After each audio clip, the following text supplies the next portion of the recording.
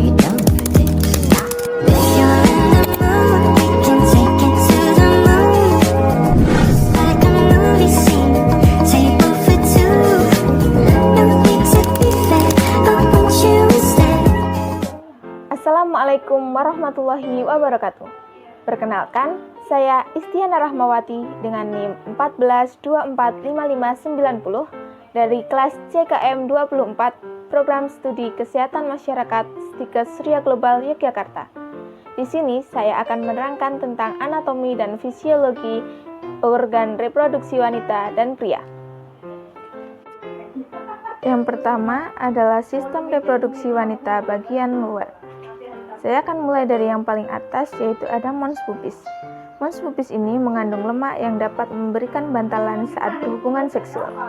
Kemudian di bawahnya ada klitoris, yaitu organ kecil yang terletak di bagian atas vulva sebagai pusat rangsang seksual pada wanita. Di bawahnya lagi ada uteral opening, yaitu saluran kemih yang berfungsi mengeluarkan urin dari kandung kemih keluar tubuh.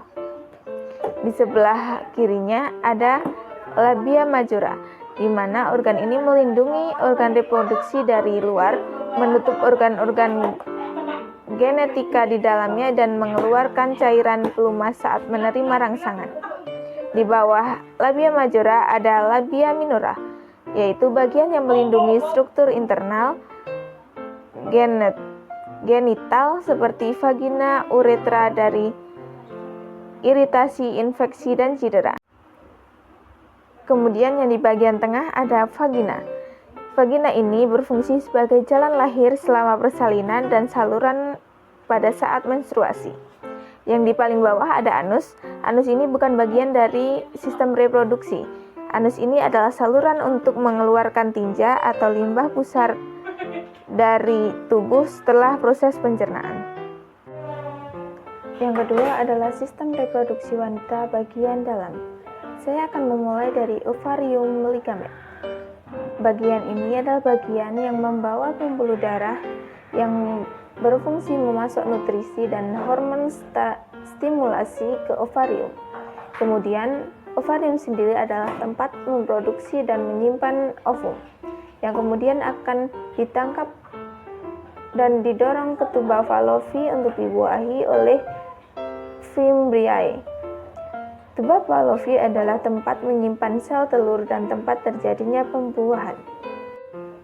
Telur yang sudah disimpan di tuba Fallopi kemudian menuju uterus, di mana bagian ini adalah bagian yang berfungsi sebagai tempat berkembangnya janin selama masa kehamilan.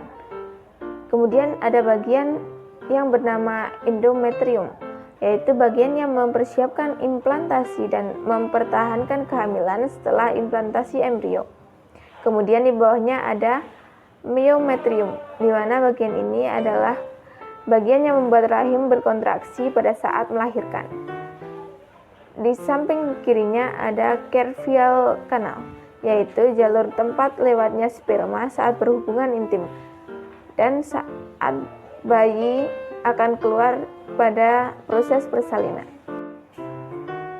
Di sebelahnya ada perimetrium, yaitu bagian yang melindungi rahim dan organ dan sekitarnya. Kemudian yang paling bawah adalah vagina, di mana vagina ini memiliki beberapa fungsi. Di antaranya adalah sebagai jalan keluarnya darah haid, jalan lahirnya bayi saat persalinan, dan juga jalan masuknya sperma menuju rahim pada saat pembuahan. Kemudian selanjutnya adalah sistem reproduksi pria. Saya akan mulai dari sistem reproduksi pria bagian luar terlebih dahulu. Yang pertama, di paling atas ada kantung kemih, di mana kantung kemih ini bagian yang menampung urin yang dihasilkan oleh ginjal sebelum dikeluarkan melalui utera. Kemudian ada kelenjar prostat, yaitu kelenjar yang menghasilkan cairan yang melindungi dan memberi nutrisi pada sperma. Di bawahnya ada uretra, yaitu saluran untuk mengeluarkan air kencing dan air mani dari dalam tubuh. Di bawahnya ada vas deferens, yaitu saluran yang membawa sperma dari testis ke uretra melalui kelenjar prostrat. Kemudian di samping kanan ada testis, yaitu bagian yang memproduksi sperma dan hormon testosteron. Di bawahnya ada scrotum, yaitu bagian luar yang mengatur dan melindungi suhu testis. Kemudian yang paling bawah ada kepala penis, yaitu bagian yang paling sensitif dan memberikan sensasi pada saat rangsangan seksual. Kemudian ada lubang penis, yaitu tempat di mana air kencing dan sperma dikeluarkan. Selanjutnya adalah sistem reproduksi pria bagian dalam. Ada beberapa penjelasan yang sudah saya jelaskan pada bagian sebelumnya, yaitu bagian luar. Jadi saya hanya akan menambahkan beberapa yang belum saya terangkan tadi. Beberapa di antaranya adalah ampulla vas deferens, yaitu bagian yang menyimpan sementara sperma. Kemudian ada epididymis, yaitu tempat pematangan sperma.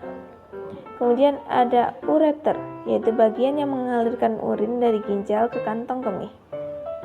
Di bawahnya ada fascicula seminalis, yaitu bagian yang menghasilkan cairan yang menutrisi sperma. Di bawah ada jaringan erektil, yaitu jaringan yang membantu penis ereksi saat menerima rangsangan. Sekian video dari saya. Terima kasih. Wassalamualaikum warahmatullahi wabarakatuh.